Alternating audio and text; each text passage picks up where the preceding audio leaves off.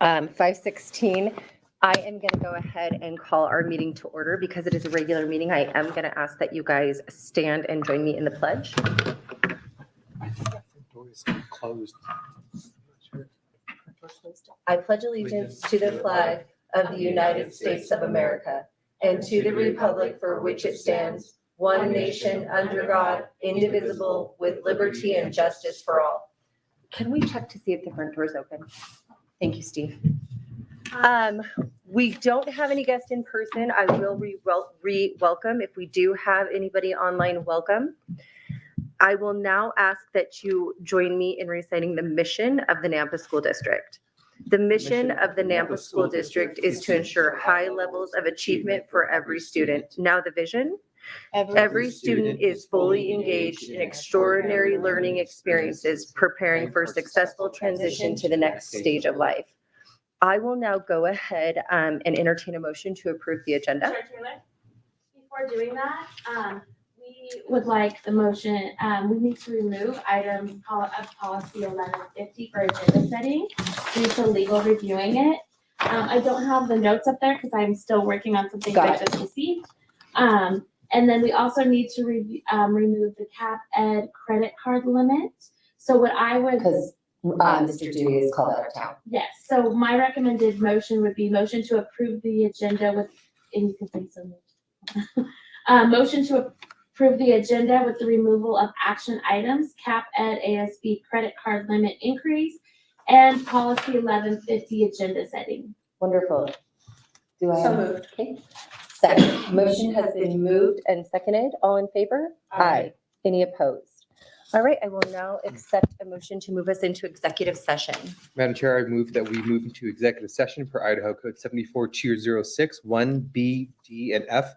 B, to consider the evaluation, dismissal, or disciplining of, or to hear complaints or charges brought against a public officer, employee, staff member, or individual agent, or public school student. D, to consider records that are exempt from disclosure as provided in Chapter 1, Title 74 of Idaho Code. And J, to consider labor contract matters authorized under Section 742061A and B of Idaho Code. Second. Roll call vote. I'm sorry. I asked to go into executive session per D, B, D, and F, and then it's J. Oh, it's okay. That's fine because I did realize that. But on the agenda, it does have J instead of F. Okay, perfect. It's okay. And you read J instead of F. So Yep. we're Okay. Thank you for your clarification. Thank you. Okay. Second. Roll call vote. Chair Taylor. Aye. Trustee Sue. Aye. Trustee Benz. Aye. Trustee Jen. Aye. We will now move into executive session. For those of us, you watching at home, our regular meeting will reconvene at 6 p.m.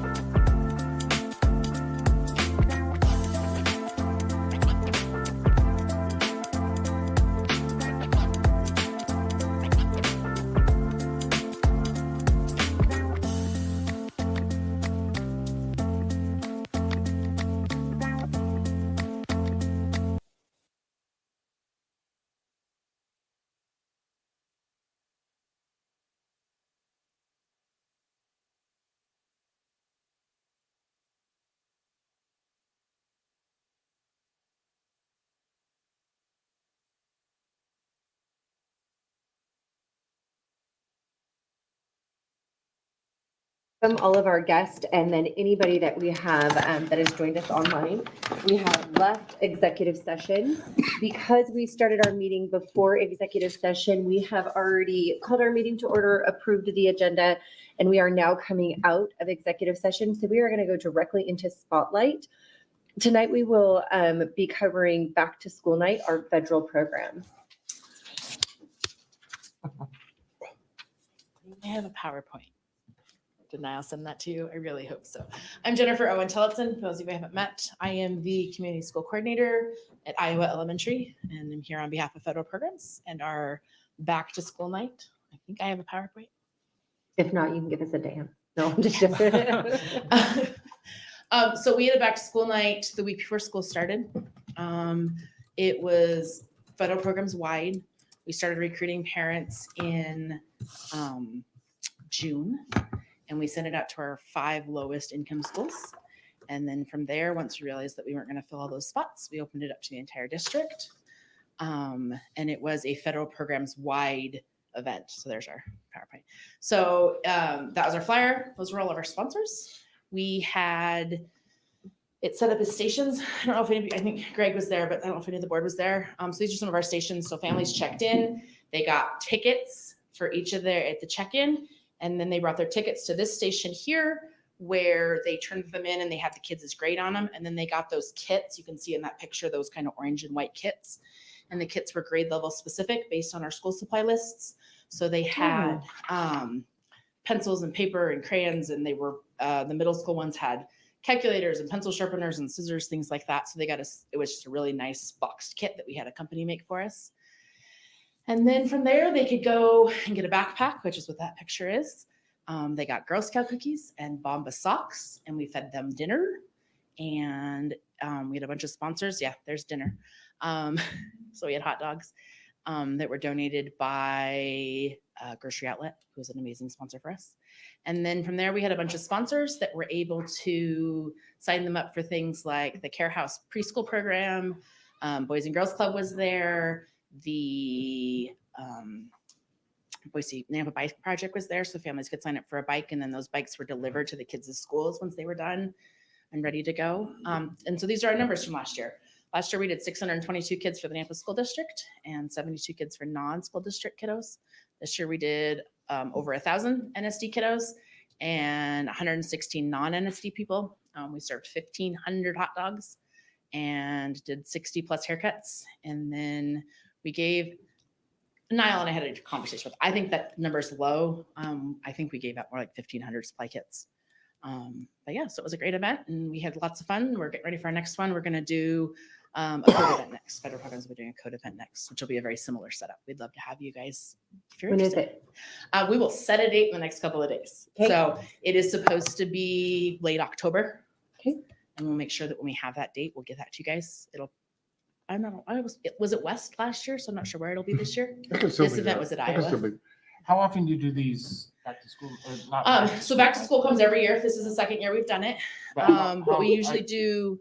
The Back to I school does know, come I every know. year. That was So, but I hilarious. mean, we do I it heard every the question as it yeah, came out of summer, Okay, good. every end of the summer.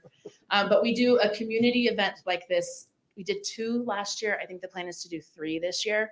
Okay. And Last how do they differ? So back to school, and then we'll do coats, and we usually do coats and cuts, which is coats and haircuts. And then last year we ended up doing individual. We kind of spread our budget out because of the schools closing and did individual events for the different schools that were closing and some of that moves and stuff. But we'll probably do an end of the year event that will have some summer opportunities, partnering with our partners at Boys and Girls Club to get kids signed up for summer, looking at summer school for migrants, some of those things like that. Great. So the next meeting is gonna be that coats. Yeah, the next one will be Okay. coats. And like I said, that's usually end of October. You can count me in. So, Awesome. and I'm sure the rest of the board, Yeah, if they we'd have love the to have time, you will guys. be We'll there make as sure we get well. you that What information. else can we do for you? This is great. So gosh, we are really running this year with it.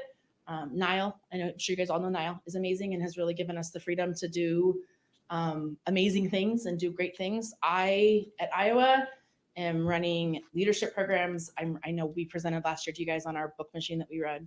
So I run a leadership program. I got a grant with Union to do peer mentoring through STEM. So we're going to train the kids at Union that want their internship in STEM and teaching. And then they're going to come down to Iowa and teach. We're really excited about that. Awesome. Migrant and McKinney Mentor just running as fast as they can run. I think just that ongoing support, knowing that we've got your support as a board to do what we need to do to make kids successful. Yeah. Can I get your Yeah. email? My email is J, and then my name's funny. So OWEN.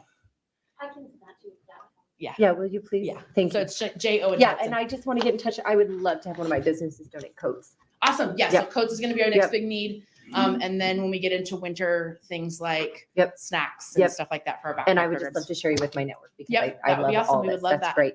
Okay. So, thanks for having us, guys. Thank you. Thank you for Thank coming. And trustees, I just want to reiterate to our staff, when we did that event, just kudos to them. It was right when we had the fires, so it was smoky as can be out, and it was probably 102, 101, and our staff was out there.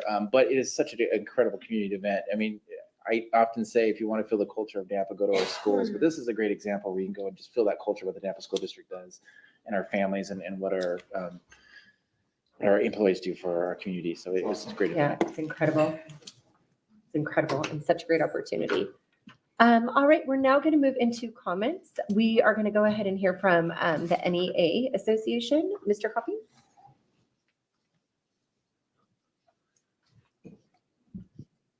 Good evening, everyone. So I think I submitted 3 topics that I was going to speak to. I'll try and stick to that. The first one is just about an overview of kind of the, back to school. School has started since I spoke to you last, and want to echo what Chair Taylor said last night about the staff, with the whole busing issue. The staff, especially elementary schools, stepped in to the buses, and really, all hands on deck kind of moment. And that's what we do. And Nampa, I think, has a solid tradition, reputation for that. And so I appreciate, the shout out to them, and it's gotten better for sure, as the bus thing is progressing. But everybody was working pretty hard there those first couple of weeks. And so thanks to them. The second thing is the reopener. I was surprised to see that it's back on the agenda as an action item. Your machinations, are often inscrutable to me. So I've spoken to you about this several times. I don't even know how many times. Nothing I've said thus far has been especially persuasive. So I certainly don't want to belabor any of those points. But what it did remind me of was one of my roles as the president is to be an advocate. So when members, or even potential members, I call them, not non-members, are going to have a meeting, a hard conversation, they're entitled to representation. And so that's one of my roles. So I sit in on all those meetings. Me personally, I had 16 different individuals where I did that for last year. Some of those were multiple meetings. What we fight for, if you will, is not a particular result, but the process. We have negotiated a process that includes fairness, and that's what we fight for. Sometimes teachers unions get a rap for, fighting for the bad teachers. Or you just pick the bad teachers. That's totally not true. That is a myth. What we fight for is the process. And to me, that helps the district because when a decision is made, whatever that might be, there is some consensus. There's some buy-in to everybody involved that at least the process was fair. With reopener, that's what we negotiated, was the idea that we'll have a process. You agree to engage in a process with us about the treatment of any extra money that came in. And that's what your vote last time has shortchanged. You voted to not engage in any kind of process with us about the treatment of that money.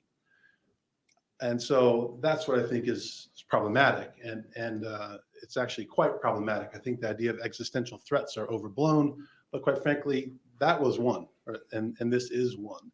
Because if we make agreements with each other and those agreements aren't honored and the process is not followed, then what are we actually doing here? How do we negotiate every year about all kinds of things, about our working conditions and pay?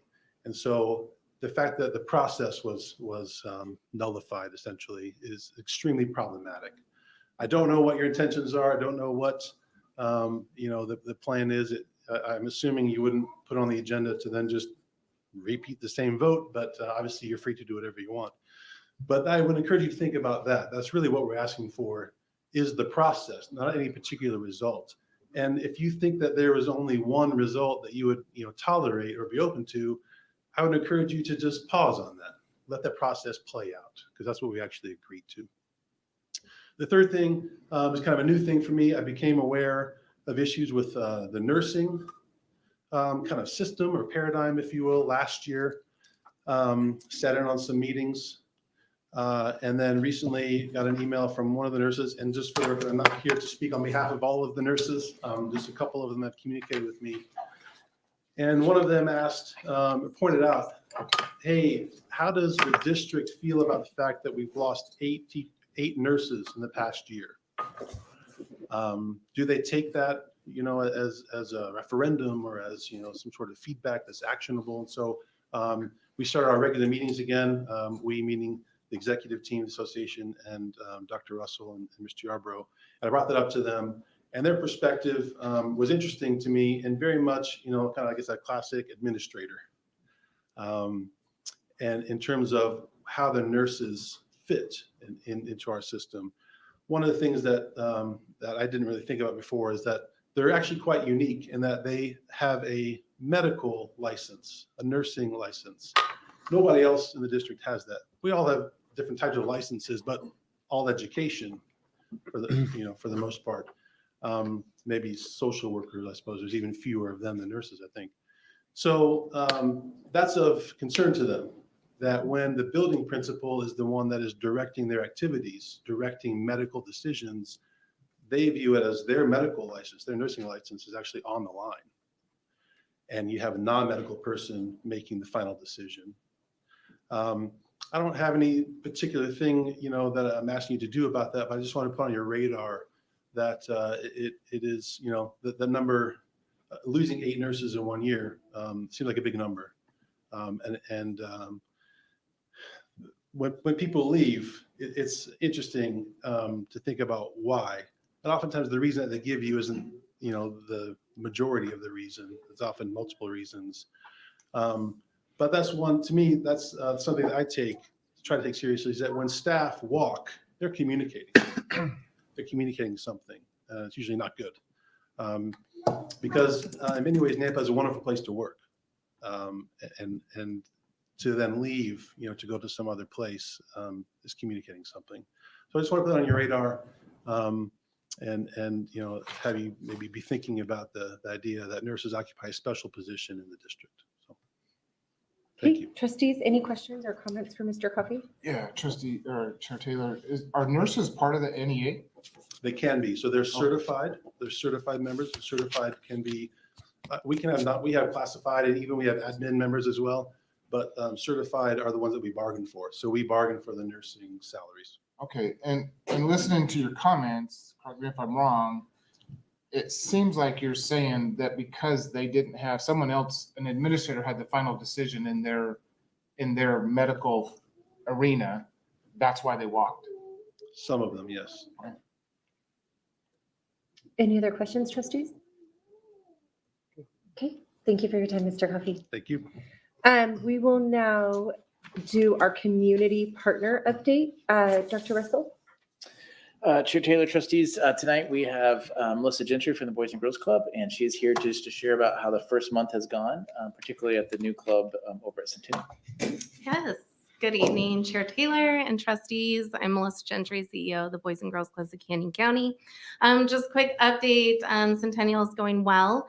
Of the 9 rooms, we have 7 up and running. The last 2 is our teen center, which will take some time so we can fundraise and make sure it's suitable for teens. We have to have buy-in with them, so it's got to be cool for them to hang out. So we're working on that. But just to share some quick numbers for you, weekly average at our Garrity locations, 147. Our Centennial is 116. Last Fridays, every Friday it's increased. Every week it's increased. But last Friday at Garrity, we had 174 kids. And then at Centennial, we had 106 kids, so just under 300 kids on Fridays that we're serving currently. We still hold orientations every Tuesday and Thursday and have had parents at every orientation going forward. So I expect those numbers to continue to increase. At the last regular meeting, there's questions regarding before school. We do have before school at Centennial for our 2 21st century sites, Iowa and Willow Creek. This morning, we had 17 kids go to Willow and 45 going to Iowa. We are still working with the school district on seeing if we can expand services through transportation, but I do expect those numbers to go. We do have a bus that goes to Iowa. We take our 2 vans to Willow, and I expect by the end of the month, we'll probably have to cap that at capacity. So I'd open it up for any questions. Trustees, any questions? No, but it's good to see those numbers increasing. Yeah, and so trustees, I was able to visit the center. It does look great.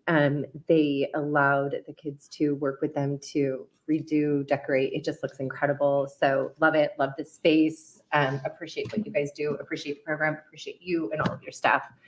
Thank you for the update. And if there is nothing else, trustees, I will let Ms. Gentry sit back down. Awesome. All right, Yeah, thank you. thank you. All right, we are now ready for trustee comments and updates. Trustees, do we have anything? You want to start? Start on my end? Sure. Just a recap of last evening. I'm just grateful for all the parents that came out and had an opportunity to express their concerns with the busing situation that we obviously know we're in. A lot of their comments are taken to heart. Just want them to know that. I know that the district, the administration, us as trustees are doing all we can to get any issues resolved. So thanks. Okay. I had said a lot last night. Along those lines of Trustee Jennings, I do, for myself, continue to express my support for the administration and all the work they're doing to make sure that our district is in a fiscally healthy place and that our educational environment is thriving. That's the second thing I want to talk about too, is that our schools are doing really well.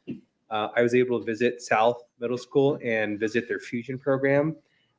Such an amazing program. And then the principal, Mr. Whitmore, had given me a tour during the summer, and I really didn't understand the context other than, oh, this is cool. This is another room that you're going to do something special. But I didn't realize how important it was until one of our family friends, their kids left another school to enroll in this school, left a charter school to enroll in the school so he could be part of that program. So I got a second tour. I saw the kids in action. It is a great program. I encourage the board to go there. But our schools are doing well, and that's thanks to our administration and obviously the hard work of all their teachers and people's in the building, making sure that our kids have an excellent experience. So thank you for that. I get reminded of something that I want to say after I hear you guys, but a shout out to whoever over there at that table is posting things on social media. I love the positive stories. I mean, there's a lot of, now it's Matt, yeah. there's a lot of content. I was looking through some of that today and I was like, this is good stuff. I mean, it's really spotlighting a lot of the things that are the good, positive things that our individual students in our schools are doing. So I can tell a really increased effort with that social media content. So much appreciated there. And then I also noticed, I appreciate last night with the comment cards that we used and how quickly staff, Dr. Russell had responded to those questions that were provided with those comment cards. So I think that's just a really, really good show of like, we want to make sure that this communication is open and responsive and timely. So thank you so much for that. I just wanted to know, I said a lot last night as well, gave all of my thanks, but I really do appreciate our social media, our updates, and just the awareness, the positivity, and all that's published. You guys just kill it. Okay, with that, we are going to go to public comments. Clerk Lamont, do we have anybody for public comment? Is Trustee Benz online as well, or did no one? Okay. No, not at this time. Okay, so with no public comment, I will go ahead and entertain a motion to approve the consent agenda. So moved. Okay, second. The consent agenda has been motioned for approval and seconded. All in favor? Aye. Any opposed? All right, we will now. No, we just did. We will now move into 7 action items. A, Dr. Russell. Chair Taylor, tonight before you is a request to reopen negotiations for the 23-24 contract based on the reopener that was discussed. Trustees are free to make a discussion or a motion. This request was made by the NEA, correct? Chair Taylor, Trustee Kirkman, that is accurate, yes. Okay, trustees, do we have a motion? Yeah, I'll make a motion. I motion that we reopen the 23-24 master contract and negotiate the reopener with the NEA. I'll second. Okay, motion has been made and seconded. All in favor? Aye. Any opposed? Okay, we will now move on to B, curriculum committee selection. Dr. Russell? Chair Taylor, trustees, tonight before you is our Director of Curriculum Instruction is going to present the process to select our curriculum instruction committee as we look at doing some curriculum adoptions. Adeseli will come up and share some information around that.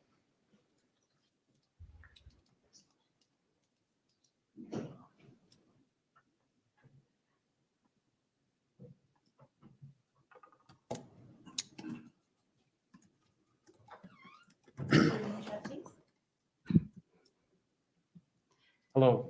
Hi, Tyler's Oh, going to I- pull I- up our. I thought you were waiting for a response. No.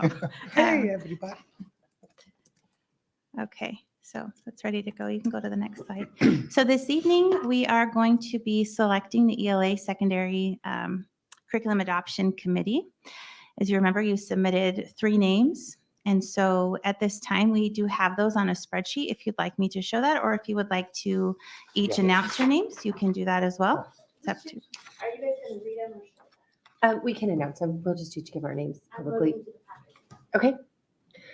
We can go ahead and start with zone 5. All right.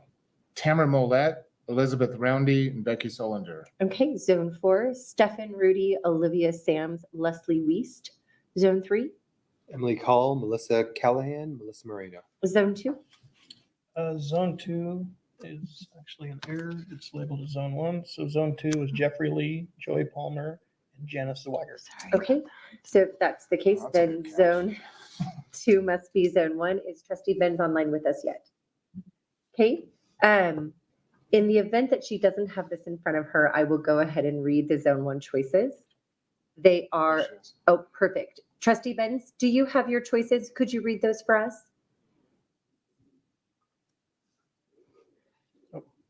We don't have you on audio. 1 second. Is the audio working now? Can you hear There me? you go. Yep, go ahead. Yep.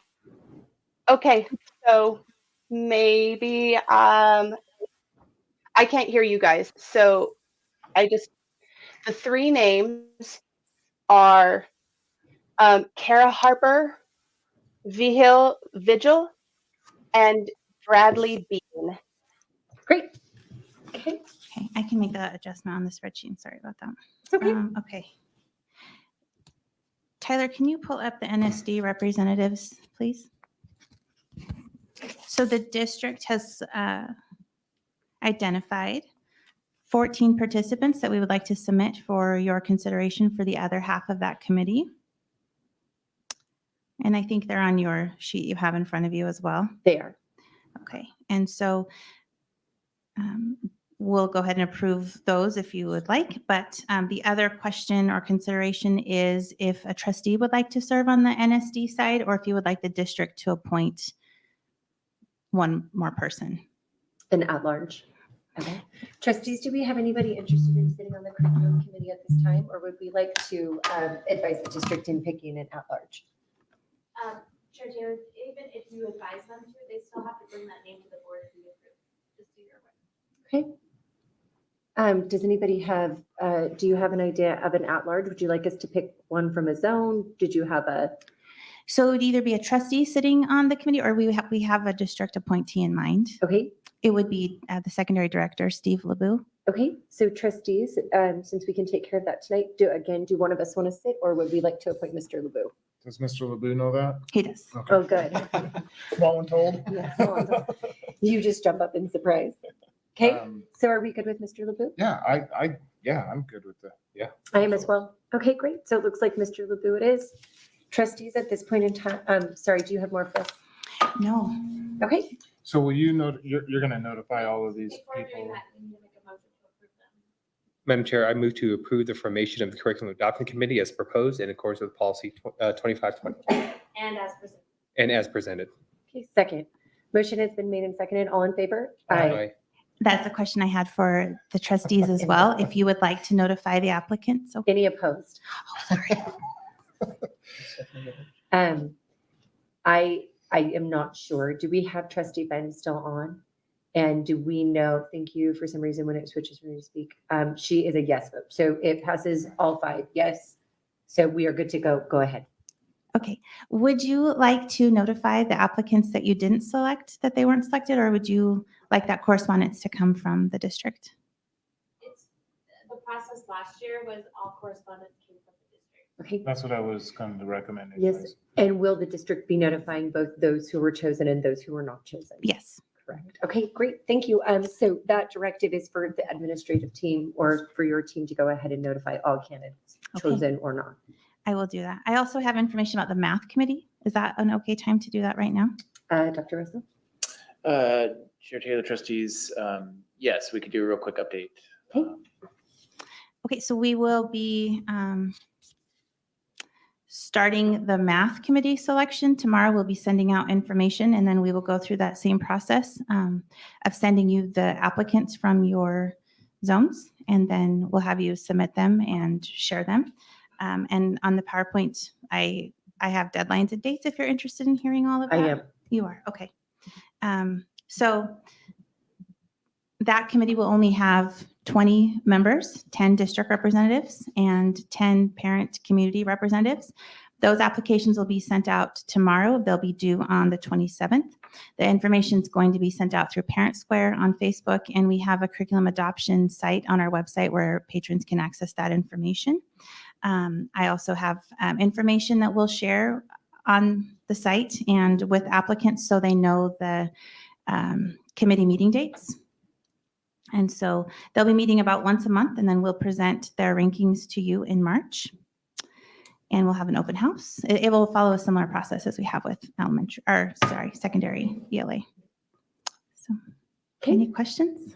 Any questions, trustees? Are those the only 2 committees that you have to deal with this go round? Yes.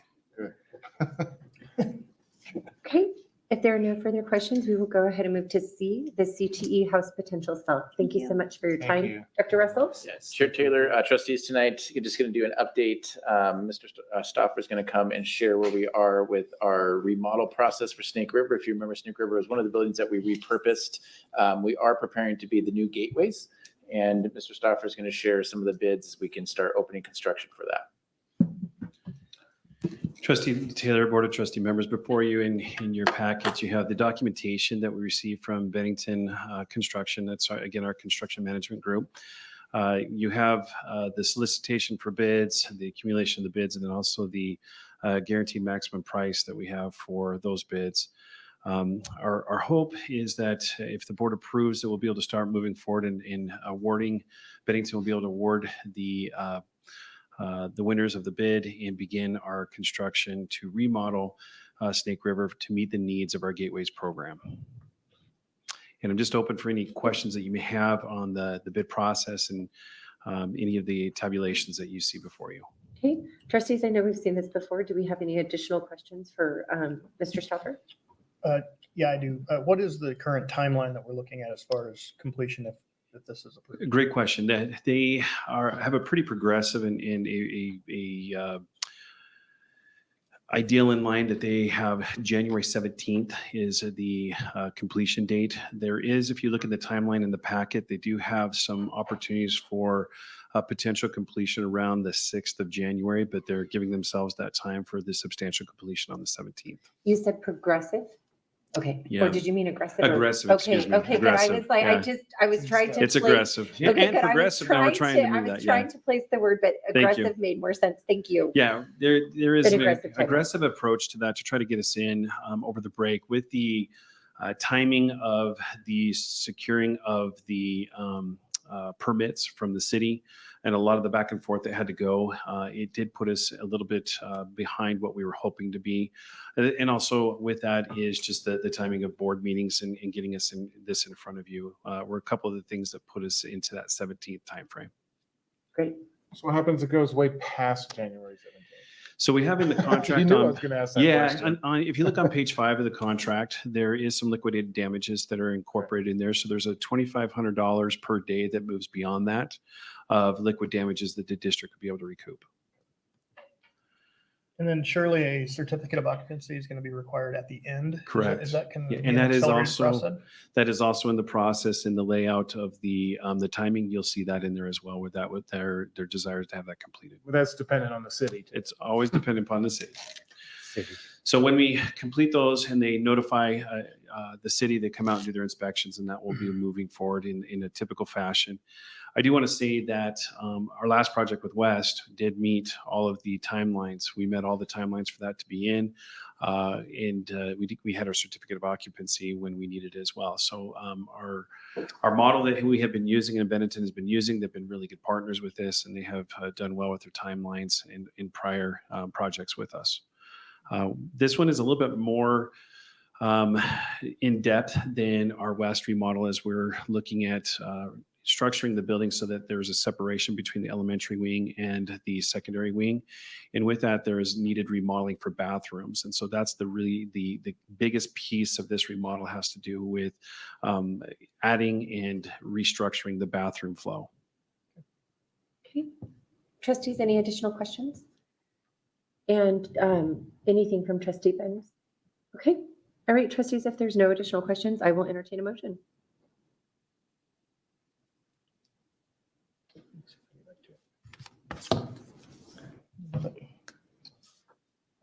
Madam Chair, I move to approve the Snake River conversion bid package as outlined in the contract provided by Bennington Construction Company.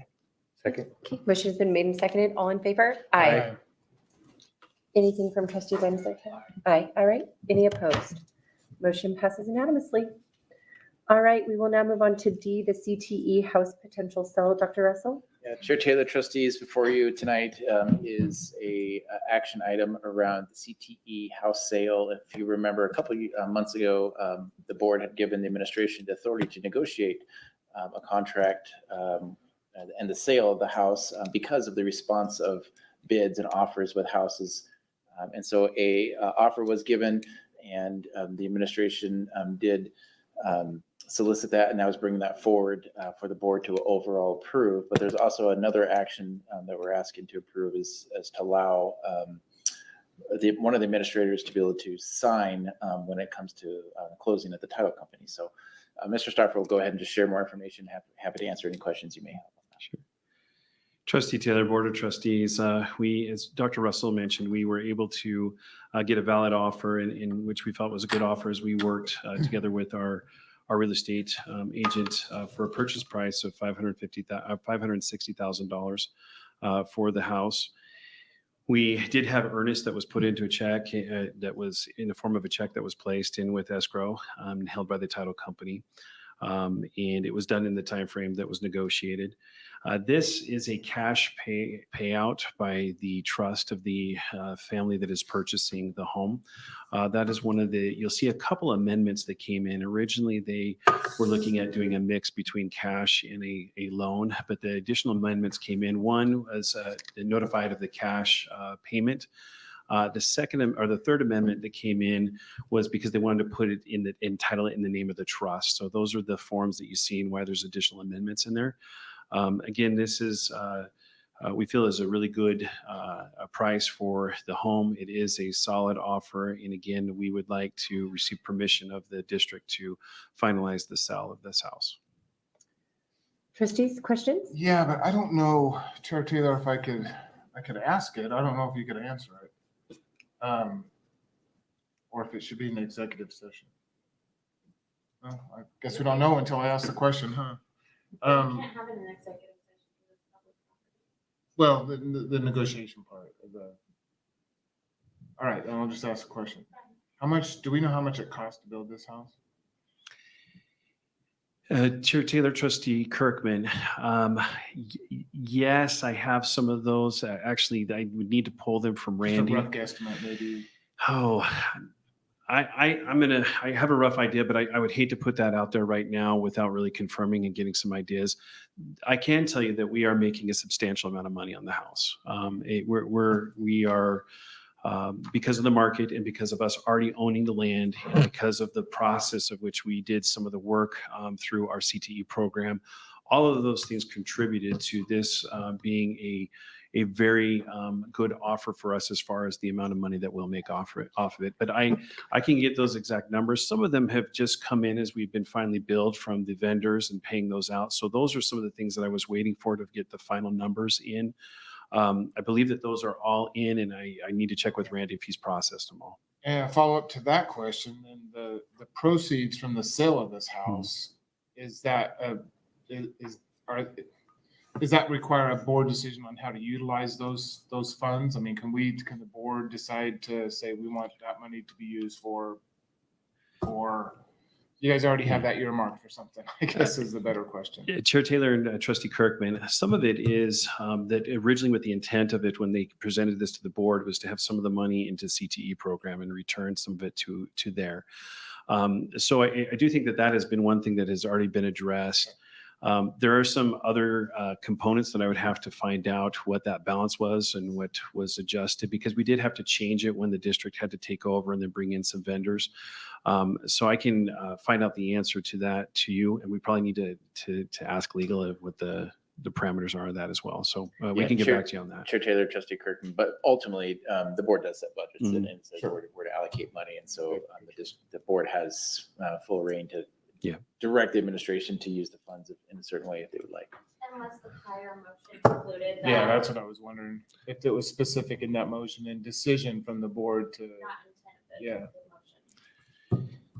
So Trustee Kirkman, we'll do some investigation to look back on what the board decided upon. And again, that's been a few years ago. It might have even predated some of you in your roles currently when that decision was made and that land was given to the CTE.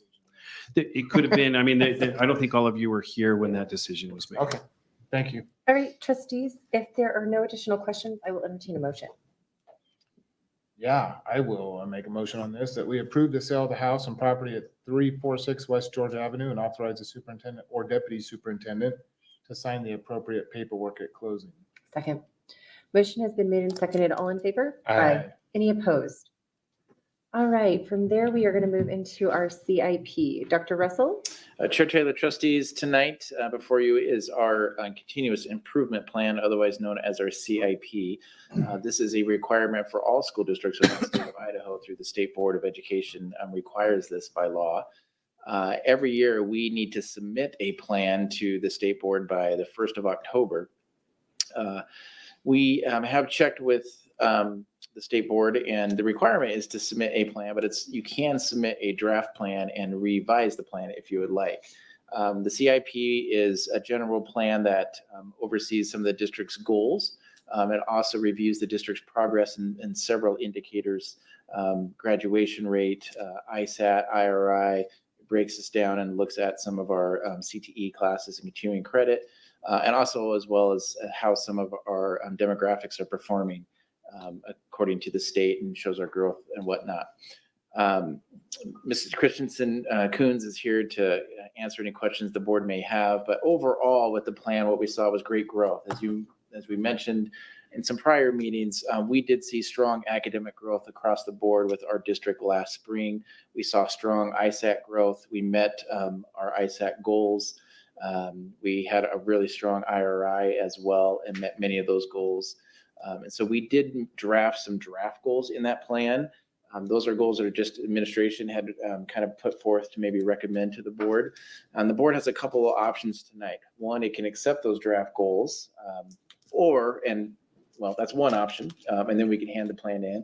Or if the board would like to change those goals and have further discussion on those, what we could do is we could adopt the draft so we can hand it in now, and then we could have a special meeting sometime later to kind of discuss those in more depth if they'd like.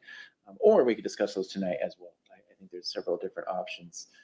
I think the key is we need to have something handed in by the 1st of October. So Ms. Coons is here to answer any questions you may have, and I'm happy to answer any questions you may have as well. Good evening, Anita. Before you start, I just want to say how much I appreciate you and how lucky this district is to have you. And I appreciate your hard work over the past few weeks and your hard work on the CIP, and everything you do is just so incredible. Thank you. Thank you.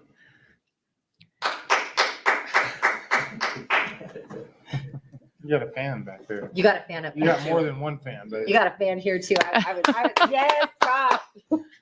Okay. I am glad to answer any questions. I know that historically we have had a work session and spent a great deal of time digging into this. To honor your time, we also didn't prepare that for you this evening, but we are also glad to set a work session up and go through this in great detail with you.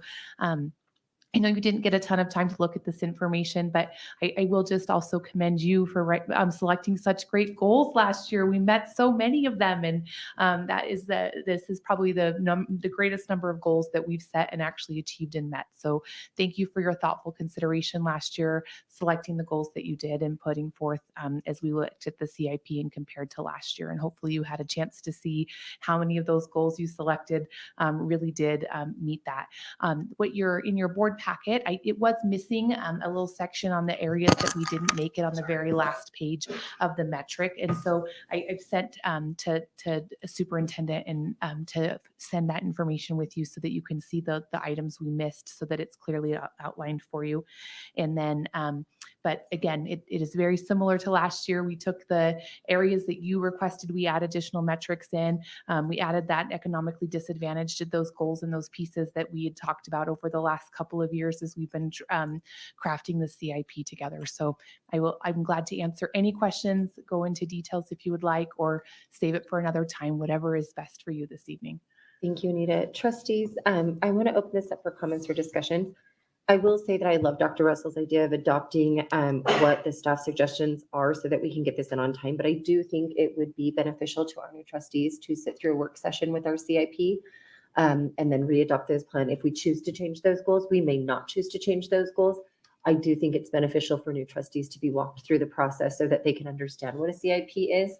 With you having a mixed board of some of us possibly leaving next year, new ones coming in, and next year being an election year, it may be beneficial for our newer trustees to sit through that process. Those are just my thoughts. Of course, it's open for discussion. Trustees, anything? Or just me? no, the draft I think is yeah, I agree. Let's get it in. If there's that option of changing if necessary, there's always that possibility of changing it. I like the work session idea. It's not really an idea, but the work session. I think it is good for for all of us really to go through this. So if that's the case, Clerk Lamont, the motion is to approve the draft CIP plan as presented. That was what was given. Yes, I understand. My question to you is, can you help us with crafting that motion in such a way that it could be brought back and those changes? Yes, it's automatically able to be brought back because it's a live document and it's the board's plan. Okay. You guys can bring it back At as any much as you time. want. And it's a draft Okay, anyway. and it's a draft anyway. So that's what I wanted to clarify. Okay, trustees, with that clarification, I will go ahead then and entertain a motion to approve the draft CIP as currently presented. Madam Chair, I move to approve the draft CIP as presented. Okay, motion has, or seconded, Second. I second. Motion has been made. Trustee Kirkman seconded. All in favor? Aye. Do we have a vote from trustee? Aye, okay. All opposed, motion passes. All right, the cap at ASB credit card limit increase has been removed. Sorry. Just to remind everybody, Mr. Dewey is otherwise unavailable. He is out of town now for training, so that will be brought back to us next month. The cap ed? Yeah, Okay. Mr. Dewey just could not be here tonight, so we removed it when we approved the agenda right before you got here. We are now on to G, this district student handbook. Dr. Russell? Chair Taylor, trustees, there are some changes that we recognized in our handbooks. If you recall, we adopted our handbooks in the summer, and I believe it was prior to when we had our bus contract with First Student. So there are some references in our handbooks to our old partner, and that was brought to our attention. And so what we're proposing tonight is just to make some of those language changes that addresses our current partner, so that all of our handbooks are up to date, essentially, with our new partner.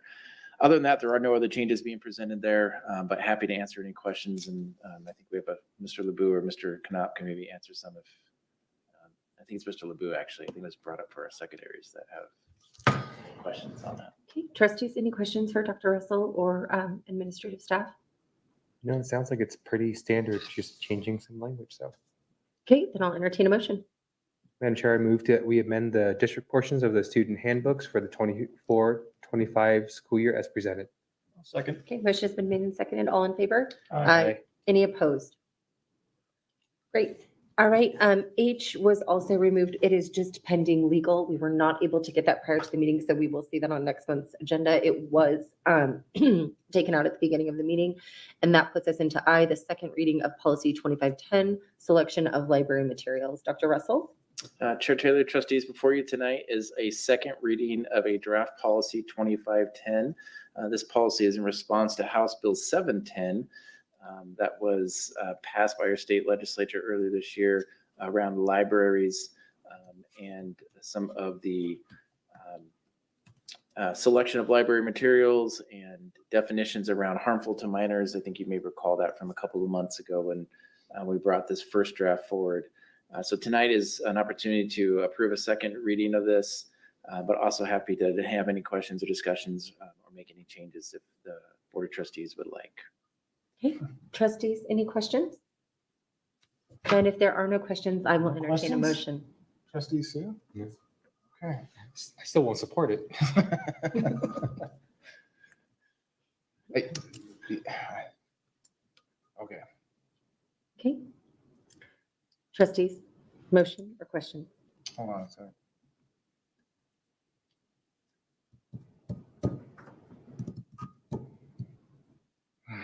I wish this was written from the state. I wish it was a little bit different.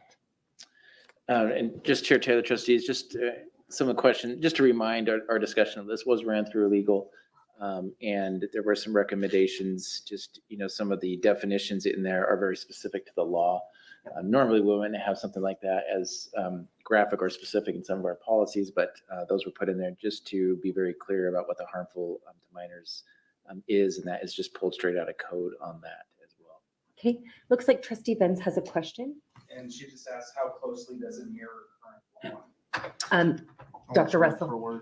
Yeah, it's word for word. Chair Taylor, trustee Benz, when it was reviewed by our legal, it was pulled from law, and it was also based on the recommendation from the ISB around this policy. So it's been reviewed several times through legal.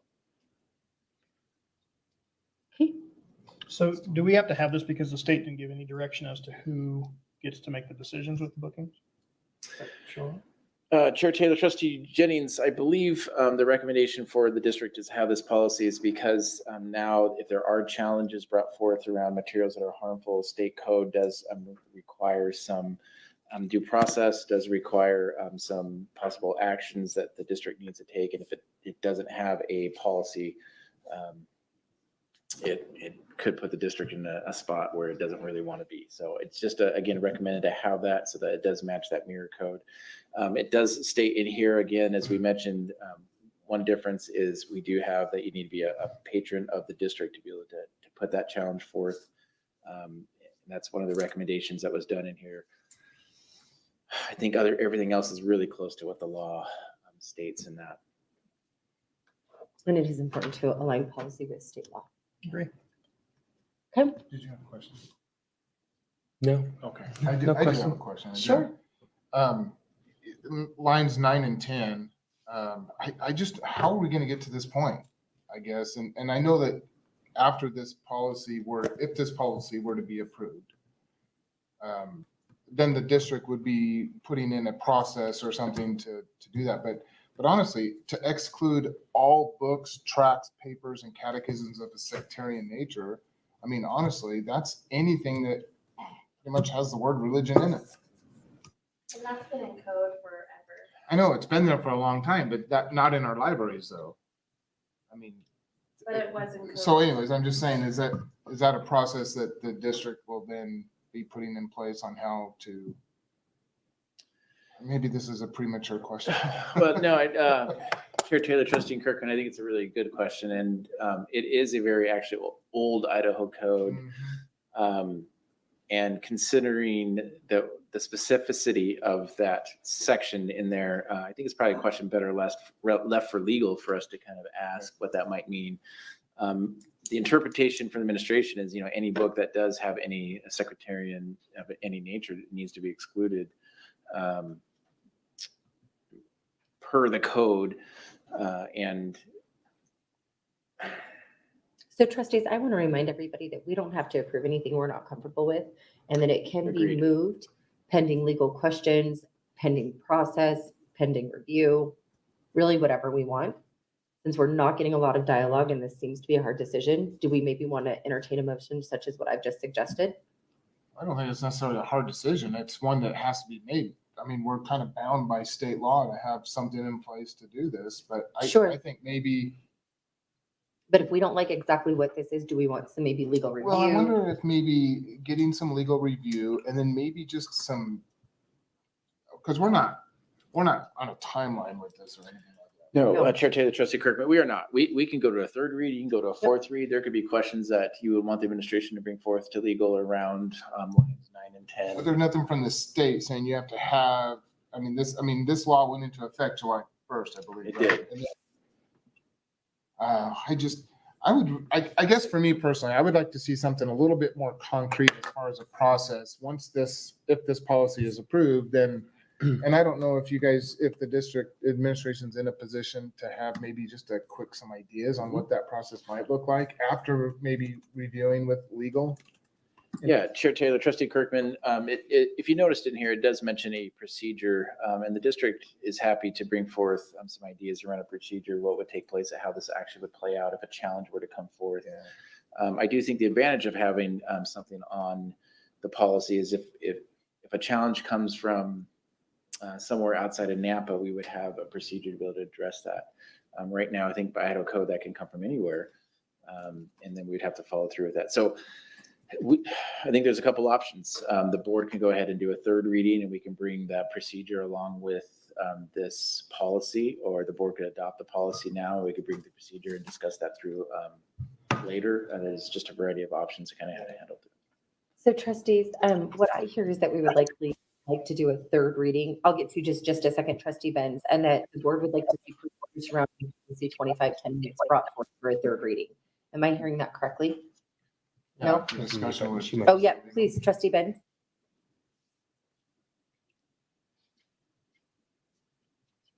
Nope. Yeah, sorry, I don't know why the audio's not cooperating for me, but I have a question about the impact of the language on, do we have any comparative religion classes or anthropology classes? And if this is simply in the library, does that affect, I know that the definition of library had been brought into any bookshelf in the school. Will that have any impact on these types of courses that may be offered? Dr. Russell? Chair Taylor, Trustee Benz, to my knowledge, it will not have any impact on that. As we've stated, lines 9 and 10 around sectarian nature have been long-standing Idaho codes. The district does not have any classes or materials, I think, that would be impacted by this because that code was long-standing for it. And it has been, to my knowledge, we have not had anything that this would hurt in any way. Trustee Benz, additional questions? No, but you had asked a question about whether or not it made sense to bring this back for a third reading. I don't know that if this is closely mirroring the code that currently exists with additional safeguards where it's only patrons who can object instead of the great wide world. I don't know that we're going to get any further resolution by taking it back to legal for a third pass, but I don't know. Well, Trustee Benz, it was to go back to legal for input on the process of how someone could challenge this, not necessarily the policy or the act itself. At least that's what my opinion was. Yep. Madam Chair, I would tend to agree with Trustee Benz. This is just the district's best interpretation of a poorly written law by an incompetent legislature. It is what it is. I mean, there's not much we can do at this point other than, it's basically mirroring it. So we can punt it, but there's not much we can do. So guys, I can't make a motion. Do I hear one? Well, I'll make a motion that we approve policy 2510 for a second read, but direct the staff to consult with legal, bring back some options or some procedures, that kind of stuff. Okay, I'll second and I'll speak to that. I like procedures just so we know what it is in the event that it is challenged. I like to know where to go. Okay, motion has been made and seconded. All in favor? Aye. Any opposed? Aye. What do we have from Trustee Benz? Okay, so motion passes 3-2. And that directive was given to please bring back procedures surrounding policy 2512 to Dr. Russell, board copy. Email sent. Not changes to the.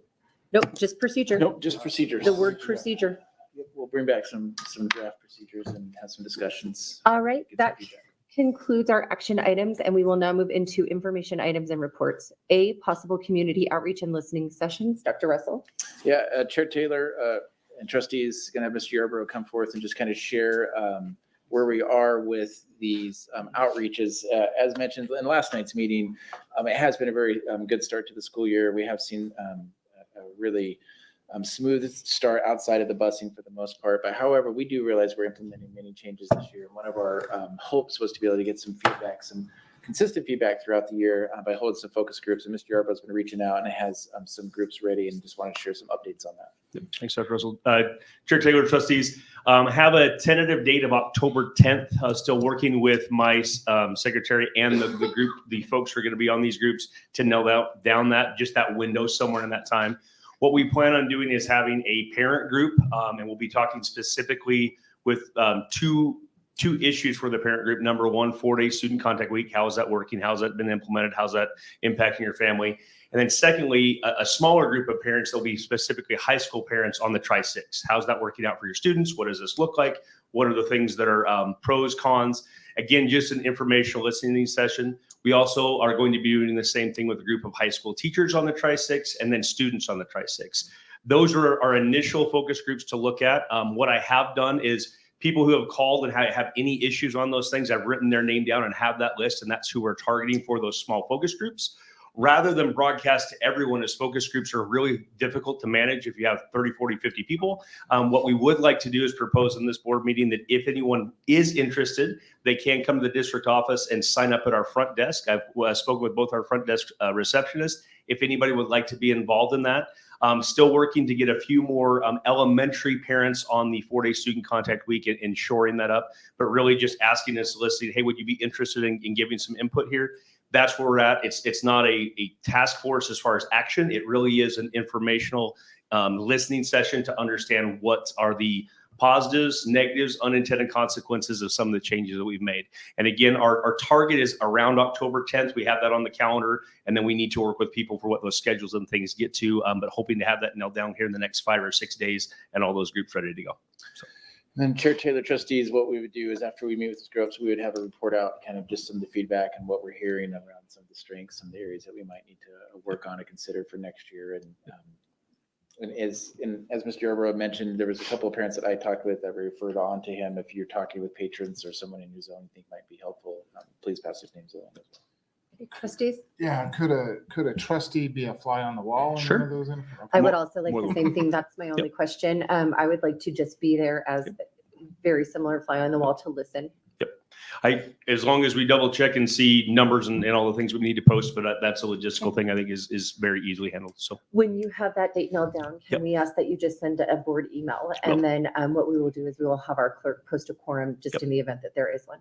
I will do. And again, with the numerous groups, we probably will have 4 or 5 different meetings and maybe not all on the same day. So again, just wanted to give a sense of where we're at in getting that timing in October 10th, and we're working backward from there.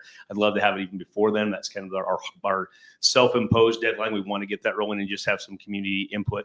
I am going to, with all the things transportation, I am going to, in those focus groups, keep very narrowly focused on 4-day student contact week, Tri-6. As we had a board meeting last night and other pieces of information. Not that we won't have those conversations with those individuals individually for whatever their needs are, but want to really be focused on, hey, what are these things and how are they impacting, as those are kind of different parts of the organization, if you will, and how we would adapt those if necessary. Yeah, and just a further comment. However, you're going to run these listening sessions. If a trustee were to show up, if I were to show up, it would be great to just let everybody know that I have duct tape on my mouth. No one's going to interact. There's no dialogue with the trustee. I would agree. This is your listening session. Perfect. And I would actually not That'd be like really people nice. to even know I'm there. Yeah. We So, We I can would definitely literally set up like some to ground be rules and applied. things when we do that. The one that might be a little more difficult for you to make unless you have time in the day would be the student one. We would probably target that sometime within the day. Want to be really clear, getting a cross section of students. We have Dr. Russell and I, the past couple of years, have met with some leadership students, and we'll continue to be doing that. Yeah. We want to get a cross section of students, not just our kids in leadership or just in one Yeah. program. We want to get a broad cross section, and And we'll I'll be take time out of my day to make that Yeah. one as well. I would really like to hear what the students Okay. have to say. right. Thank you. Thank you. I have to take a lunch hour on that. Yeah, same. We are now our facilities update, Dr. Russell. Yeah, trustees, before you dive, Mr. Stoffer's going to do a quick update on just where we are with some of our facilities, and we'll go from there. Chair Taylor, Board of Trustees, we had rain today. So that caused us some new things that we needed to work on. So by far and large, things went really well. We got to see a little bit of having a good downpour, what it would do. Some of the things that we've done in the past have held intact. And so it's from that component, things went really well from a facility standpoint today. I know in the past there's been some concerns that we addressed with roofs, but those have been holding good. So we just wanted to report that. It was the information I got back was today was great. About non-leaky roofs. Also with that, we are moving into the wrap up of most of the projects that we have had for our track and fields. We have on the screen, you'll see that Columbia was able to get out on their field and had their opening football game versus Nampa High on it this past weekend. They have homecoming coming up this weekend. There's still some tidying up that we're doing with some of the cosmetic components of it. The track is also scheduled for the end of this month. Our district athletic director, Will Barber, has been stepping in and helping out quite a bit as I've had to shift some of my focus on other areas. So he's been working hand in hand with our teams on this as well. We also did a couple other sprucing up type of projects for putting in entrance gates for both Columbia and Nampa High, and did a little bit as well as the aesthetics for Skyview and the entrance. So those are, again, the rain today, there was be some completion for tomorrow, but the rain put us off a day for some of those things. We did have some asphalt and concrete that was supposed to come in again today, but those are being rescheduled. And I haven't heard from Mr. Barber yet on what those dates are for that piece, but it's coming within this week. And then again, there's just a lot of tidying up. The final component for the track at Columbia is the end of this month. They're doing it on a time when there's no games, and so there's a good opening of no need to have access to the field. And so it's going to be a Saturday, Sunday, Monday, Tuesday is what I believe that I heard from Mr. Barber. Okay, trustees, any questions for Mr. Stuffer? Comment. Those fields look fantastic. Fantastic. And the fields combined with the sound and the scoreboard, it's a different feel. It's a It different really feel. is a completely different field for those games, and I love it. And I know the kids are just freaking excited. I do too. And the other thing is that our fields and our game nights are such a huge opportunity for so many of our clubs, so many of our sports, so many of our band to make money, to fundraise. And I just think it takes it to a different level. I can't be happier with the outcome. And It's it's beautiful. palpable. It really is palpable. And I don't know why we chose to show Columbia. Maybe it's because Jeff was talking, but It was the red, last white, and field. blue It are was the my last favorite field. colors, Tyler. I do want to say also, shout out to the Nampa High Boosters for the really beautiful entryway. We that they partnered with helped- them on that. yeah, Yeah, helped it's been a yeah. great project. And same thing with the Columbia boosters as well. We've partnered with both of those groups, and they have done a great job coming out, and they had some input in the designs. And so we worked with them hand in hand to get those a little bit more aesthetically appealing is to meet the surface, playing surface. We wanted to have those things a little bit better Yeah, it's for just our incredible. teams and for our school pride. And Nampa has wanted that for a long time. They have. That's really where part of it has started. And I know that the Columbia teams as well have wanted it, and they've been working and doing some fundraising, and Nampa has as well for a long time. And for Nampa, I believe this is phase one of multiple iterations that they have dreams for. But this phase one at least got that started, and we get to see the fruition of many years of there you go, Trustee Taylor. Good grief, Tyler, really? It's beautiful though. I mean, It's it really beautiful. is nice. The colors are It really is. I want to hear like on ESPN, the red turf. Like, I just want to hear it. Chair Taylor, trustees, just want to reiterate that. I know there has been a lot of questions in our community about was there a need for those, and I fully understand that. We got to be very good stewards of dollars, and we do our best to do that, be transparent. But this really has benefited the kids. It has. Many of the things that we tried to do, and I had talked with kids in the past, and they weren't always proud of their facilities, especially when we went to other communities. And so this is an opportunity just to be a really good pride point for it. And I mentioned culture earlier. I think you go to any one of our games and you feel the culture of You Nampa. do. It's different. It's different. It is great to see. Yeah, and there's been a lot of talk in the community about that. A lot of talk about just the feeling of the game, the spirit of the game. Yeah, it's just And been kids for a incredible. decade will benefit Yeah. that. You're talking thousands of kids for the next 10 years who Yeah. are part of band and athletics and activities, cheer, dance, all those things will be a part of those. Yeah. So it is a big stage for us. It is. Chair Taylor, just to echo what Dr. Russ was saying, we had the opportunity to meet with some last year's graduating class, and they keep asking us, why didn't you do this a year earlier? So it was one of those things. It was just kind of interesting to see the pride that's come along with it. That we're grateful for. We're getting grateful for the community that And I passed think the it's the levy to pride be able from to the make this happen. students. I think Yeah. that's what really moves me. It's the pride from Yeah, the students. absolutely. Yeah, it really moves And me. again, we just want to make sure that we recognize that the community is the one that allowed us to do this. Yes. The levy, this was specifically identified in the Yes. levy, and our community allowed us to do it. And so we're mutually, all of us are benefiting for this, but again, kudos to the community. Yeah. And as a community member who saw the value and was a yes vote to the levy, I appreciate that, Courtney. Yeah, that is a great return on investment. It is. It really has been. Trustee Sue? No, I was just going to say that none of this would be possible without the support of our taxpayers. Right. Agreed. Agreed. Thank you, Mr. Stuffer. That moves us into C, enrollment and ADA attendance. Dr. Russell. Yeah, Chair Taylor, trustees, tonight before you is our enrollment report. I'm going to ask Mr. Keefe if he could pull that up for us. Just wanted to highlight a couple of things in that enrollment report. The first is, this is our first enrollment report we've had since we have rebounded our district. Remember, that was a huge undertaking. Huge thank you to the community members who were part of that process. We held several meetings and several public town hall meetings and input on that. If you remember back when we had talked around rebounding, one of our goals was to have our schools fill up to around 85% capacity. Many of them, if you remember last year, were in the 50s to 60%. Some maybe even lower than that. If you look at those capacities, you'll see many of our schools are really close to that 85%. And we do have a couple that are a little high. You look at Ronald Reagan there, it's pushing up there around 90%, and so is Willow Creek. But for the most part, our rebounding process did exactly what it was supposed to do, which was get our schools back up to the sizes and utilize our buildings the best we could for that. You look at our secondary schools as well, and you'll see that many of them are, again, close to that. Lone Star, again, is kind of that high one, but the others are sitting in a really good spot as well. The last thing I'd like to highlight on that is our total enrollment. Now that does say 12,828, but that doesn't include, that includes preschool and pre-K. We do not get funding from that from the state. And so we have to take preschool and that out. If we do that, we're sitting right now around 12,650. That's about 250 above our projection. We had projected last spring to maybe be around 12,400.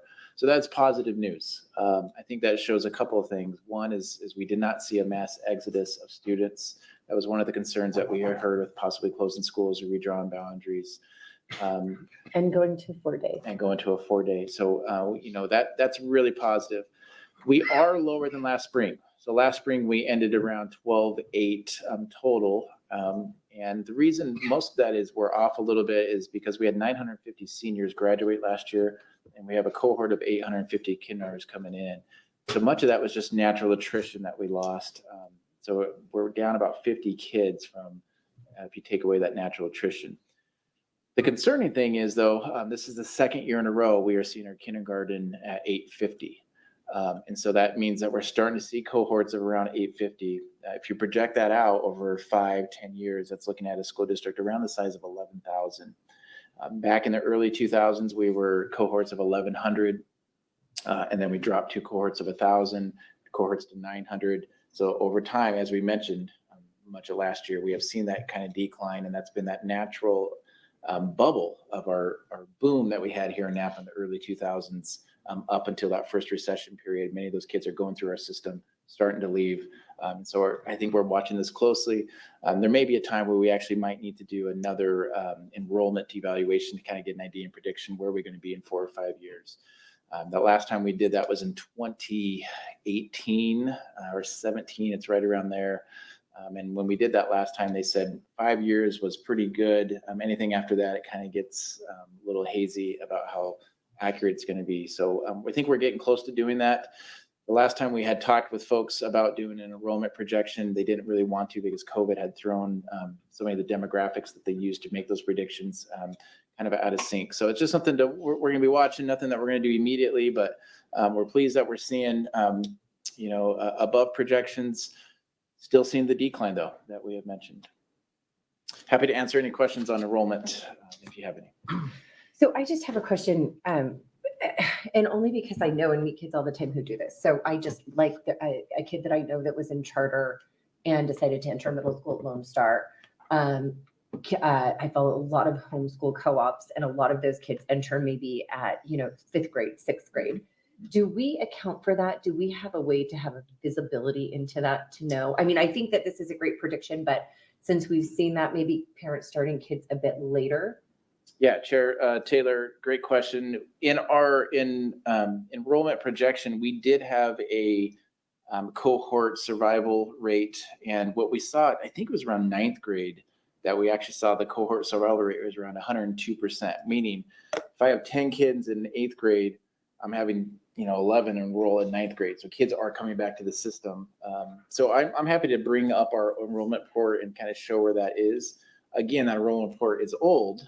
So how accurate it is now with today's world, that's one of the reasons why we may need to consider doing one in the future. Okay. But I'm happy to show that. We can just bring that up maybe next month in another Okay. next enrollment. And I just wanted to make sure that it was in our prediction, in our forecasting. You don't have to bring it back up. He answered my question. Other questions, trustees? Yeah, Chair Taylor, I have Dr. Russell. Sometimes I get these questions like, well, what, now that we've readjusted the school district, closed some schools, redid the boundaries, and now you're seeing 75, 85, even 90% in our elementary schools. The question comes up, well, what happens when we get to overcrowd, when we get to that 100%? Well, I mean, just looking at this, I think we've got about looking at the 850 last year for kindergartens, 850 this year. We probably have a pretty good 2 to 3 or even 4 years before we really have to start looking at the possibility of what that might even be. Is that pretty accurate? Is that accurate, or am I way off? Chair Taylor, Trustee Kirkman, no, I think that is accurate. We are seeing smaller cohorts come through our elementary schools, and this kind of ties a little bit into what Trustee Taylor is asking. So those cohorts, as we can predict the survival rates of those, we're likely to see our upper elementaries drop a little bit. We're likely to see our junior highs drop. The question is, our high schools, will kids come back, or will they come back in junior high? And that's where I think her question was valid, is are we seeing bumps in any of those? But we do have room right now. The other thing to think about too is if, let's say we do get lucky and we get a huge influx of kids in building that starts coming. When we did our reboundary process, we did that process, if you remember, by certain plots throughout the city. That gives us the flexibility now to adjust a boundary that maybe we hadn't had in the past, that we could look at a plot and maybe lessen one school over another. So I think we have that flexibility because of that process that we did. In the future, if the district needs to do that in 2 or 3 years, we still have some of those planning plots that we can look at and say, well, maybe this neighborhood might need to consider moving here or there. And the nice thing about that, it's only 1 or 2. Obviously, that would take a lot of public input Sure. and noticing and parents and communication that way, but we have that ability. And if I'm not mistaken, that Nampa High was 100%, maybe 101% last year, and through the reboundary, is that where it's dropped, is through the reboundary?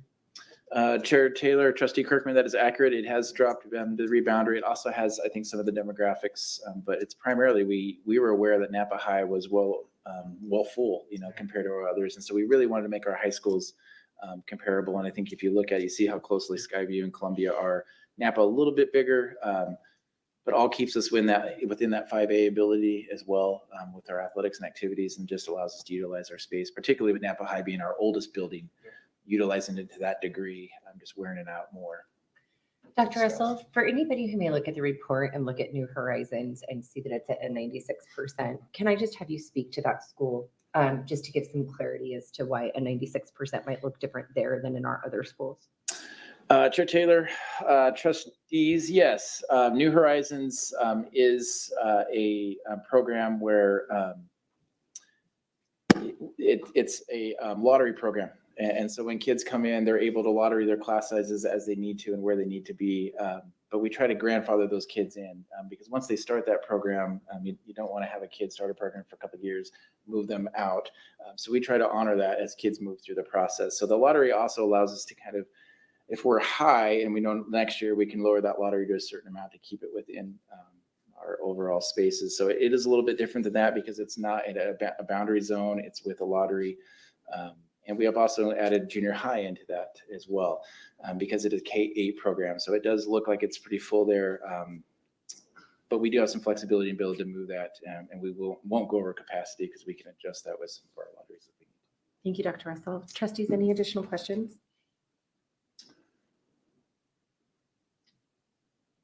Not for me. Okay. All right, Trustee Benz, anything? All right, we will now go. No, Tyler? Okay, we will now move on to D, Finance Treasurer Report. Trustees, Mr. Dewey is not here this evening, but he did record a real quick Finance Treasurer report. You recorded it? He did. Oh, this is going to be awesome. This is must-see TV here. So Mr. Keefe is going to bring up Mr. Dewey's report, and we're happy to answer any questions that there are. I can't wait. Hey guys, sorry I can't be there today, but I wanted to give you a finance report anyway, knowing that this stuff is really important to everybody. I'm going to hurry through this and make sure you guys get out on time tonight. The first thing I wanted to let you guys know on the prior year, the audit started yesterday. Things are looking really good. As I was saying before, no real craziness associated with financials. Everything's coming in as expected. Remember, we are covering from last year's carryover, the $1.3 million for the shortfall that we didn't have, an additional $2.3 million that was coming from that supplemental money from last year as well. And then if we have any remaining funds left over there, which we look like we might have a little bit, that money is going to be pushed into next fiscal year in order to be able to provide some more FTE if necessary to get us one more year past the ESSER stuff that we were trying to get off of this year. And then this year, actually, payroll numbers look great. That first August was the first month for all of our school-based staff. Everything looks good as budgeted.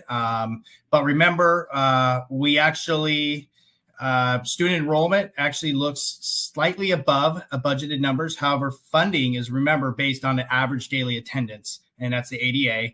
And those figures aren't available until late December. Remember, the first midterm is what they call it. And basically that is the first day of school to the first Friday in November. So we have all that. We used to call it the first 10 weeks, but sometimes it's 10, sometimes it's 11. It's really that time frame is what they're actually looking for ADA attendance. So far, so good. Talking to everybody, it sounds like we're right on track with ADA as well. But usually we're anywhere from 93 to 90, depending on if it's secondary, elementary. Love to get that up, and we're hoping it would get up a little bit more, and hopefully that gives us a little bit more money to stay on budget. The other big part of the budget, remember, is the salary average pay data for our teachers, and that stuff we're actually sending in to the state here in October. And then they'll go through it and do all the different things. And remember, that's based on the career ladder. It's not based on what we pay. And then that gives us an average salary for our teachers and our pupil personnel staff.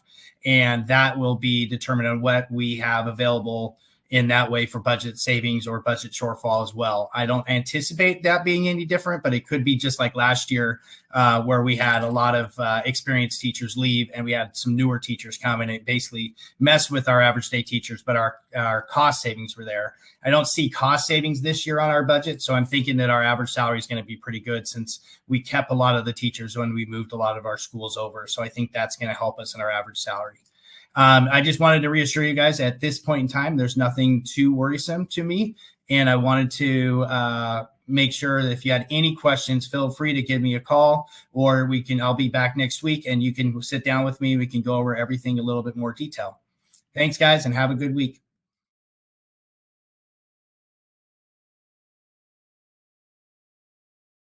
Please feel free to give Mr. Dewey a call.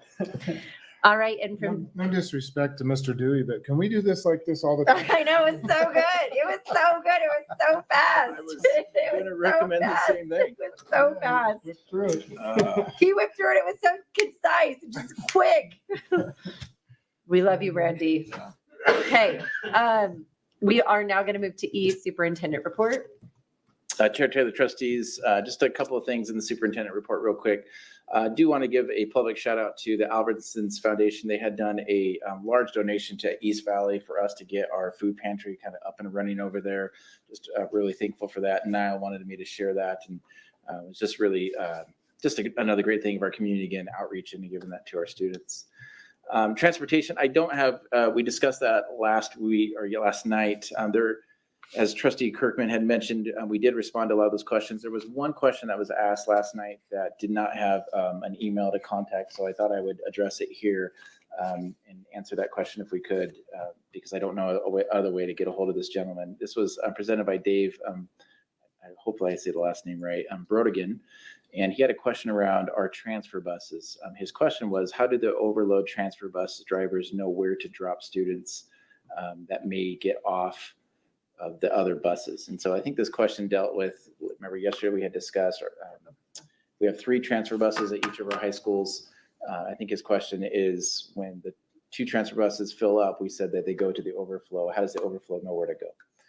So let's take Nampa High, for example. You're going to have a transfer bus for Columbia, and you're going to have a transfer bus for Skyview. If it gets full, they'll go onto the third bus. And what that third bus will do is it will go to Skyview, it'll drop the Skyview off students, and then it'll go over to Columbia, and it'll drop the Columbia off students, and then it comes back to Nampa High. So the drivers just hit both schools, and they come back. If you are an overflow bus, you probably will be a little later than class than you would on a regular traditional bus, because it does have to make that initial stop to Skyview before it can go to Columbia. But it make its way back. But that's how the drivers will know that. So appreciate Dave attending last night and asking this question. If there's any further questions, I would be happy to answer that for you. And then enrollment, we just discussed in depth. So I just wanted to share where we were with our enrollment, a little bit higher than projections, but a little bit lower than last spring. Other than that, there's no further report. Okay. Trustees, anything for possible agenda items? Can I ask a question? Sorry, Chair Taylor, on the superintendent's report. Sure. Just a very, very general feeling. How are teachers in the schools, how are they feeling about the work? 1 month into the new school year, obviously there's been some issues with wheels on the bus going round and round. But other than that, how are they feeling about, are they excited? Is it going smooth or? Yeah, Chair Taylor, Trustee Kirkman, great question. And I can only speak to the ones that I've talked to and the buildings I've been into. Mr. LeBou and Mr. Knopp can go ahead and say that. It's been a really good start to the year for the most part. I think our teachers are really happy to be back in school. The day is longer. I think that's something that I've heard the feedback from, so that adjustment of teaching a little bit longer, but they have enjoyed having some of that planning time and having some of that balance that we have with the 4-day student contact. I mentioned in high schools, they do really enjoy seeing the kids every day, but that has also put that bigger load of a planning on them, because now they're having to plan every day as well. That's something that they weren't accustomed to because they had the AB schedule. And that's very similar to our CTE as well. There's some nice advantages of that. They're not having to reteach as much because they just had them in class the day before. And then the class length in our high schools as well has been nice.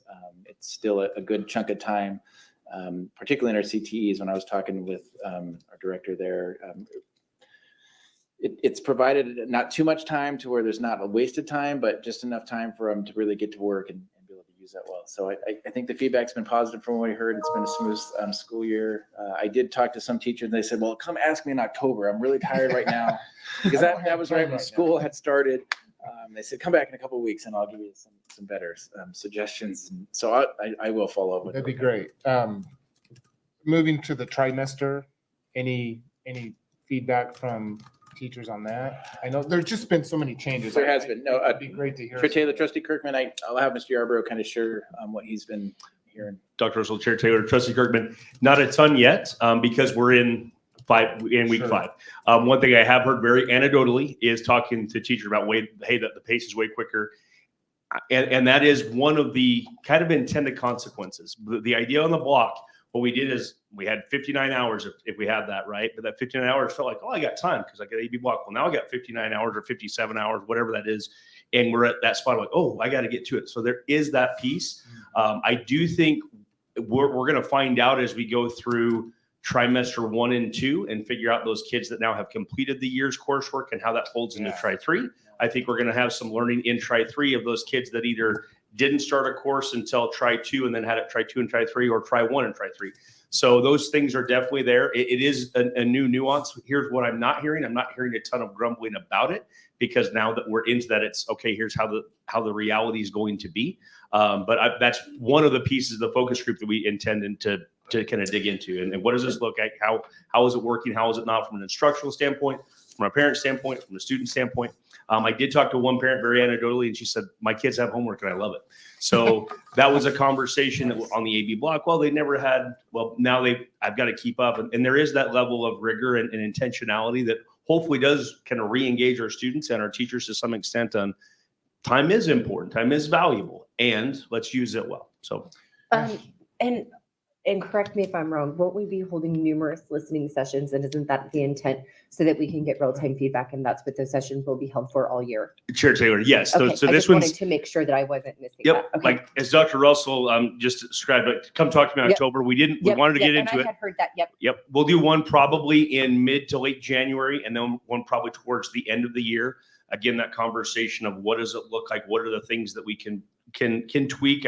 I do think with as much change as we've had, and that will be a conversation we have to have of stay the course for what those look like with these adaptations, with these small tweaks, because we need a good sample size. We need people to actually get settled in. Okay, how does this work or how does it not? Because we don't want to get caught in the perpetual change. While we did a lot of change in one short period of time, can we now have some calmer seas of now we can actually gain some traction on academic improvement for our kids and focus on academics because we're not changing 15 pieces of the wicket. And I'm very excited about these listening sessions throughout the year with different focus groups, because I do feel like it'll give us some insight on things that we may need to tweak, things that are going well. But I also have heard a lot of really great things. And the drop-ins that I've been doing over the past few weeks, it's just incredible. The feeling in the school is incredible. The joy in the schools have been incredible. Just happy. Chair Taylor, there's magic when kids are in classrooms. Doesn't matter what the schedule is. There's Yeah, magic it's when just kids are in incredible, classrooms though. and It's just teachers are doing incredible. great work. Yeah. There's magic. So Yeah. thank you. Thank you. Thank you. Chair Taylor, Trustee Guns wanted to make sure that we did add a discipline workshop. And so I did that, add that for future Yeah. agenda items or. Yeah, and I believe that was also directed when we were talking about the Yes. CIP. Okay, Just wanted to perfect. make sure, so I want to make sure that she knew what we did. Great. Trustees, anything else that we would like to discuss or add? I have a question that maybe can be answered if we know. So with the full buses that we're staying at the CTE, do we have a larger enrollment in these CTE courses this year compared to last year? Chair Taylor, Trustee Jennings, I do believe we are seeing an actual increase in that. One of the things I was going to mention too that we're seeing with the Tri-6 is, you remember, one of our goals was to keep options open. That was part of the feedback we heard from our students and our parents, was we really like having options. Well, we do have more options now. I think it's 18 compared to 16 we had. So we're actually seeing kids are actually able to take a couple of CTE courses. I know some of our higher achieving kids are actually looking at maybe completing 2 courses or looking at the possibility of completing 2 courses for certifications and things. So yeah, we are seeing higher numbers. Mr. LeBou, Mr. Yarborough can maybe give one more specifics. I'll just jump in real quick. One of the things that the trimester has allowed is we actually have kids who are completing their CNA in their senior year. They have the ability to do So that. cool. So it's pretty incredible. It's incredible. And then some of our more popular courses like auto, having 3 tries has made it more available. And so kids It's just that may incredible. not have had that Opportunity. now do. Yep. It's incredible. Cool. Trustees, anything else to be added or any other questions or comments? Okay, and there is no longer a need for executive session this evening, so that will actually conclude our meeting for tonight. All right. Oh my gosh, it's 7:30. Yep, meeting adjourned.